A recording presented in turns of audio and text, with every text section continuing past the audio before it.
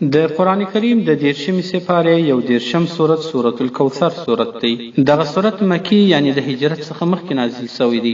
3 آیات او یو رکوع لري. بسم الله الرحمن الرحیم. شروع کوم په نامه د الله جل جلاله چې ډیر زیات مهربان او پورا رحم کوونکی دی. إنا أعطيناك الكوثر فصل لربك وانحر إن شانئك هو الأبتر.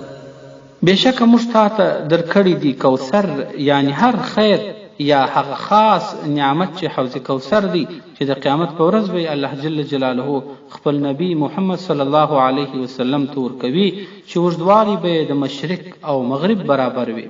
نو لمونځ وکړه د پاره د رب خپل یعنی دا یو بدني عبادت دی او د الله جل جلاله د خپل خالق سره مناجات او خبرې دي. او قرباني وکړه یعنی حلالېدل وکړه چې دا یو مالی عبادت دی. بشک دشمن ستا همدی دی بے بنیاد یعنی بے نشي یعنی داسې نه ده لکه کفارو چې ویل چې محمد صلی الله علیه وسلم بے نسل او بے نومه به وي بلکې محمد صلی الله علیه وسلم به نسل ولو که د لور د طرفه څخه دی تر قیامت ورځې پورې به نسل باقي او پاته وي او هم به د ده نوم او نشان وي.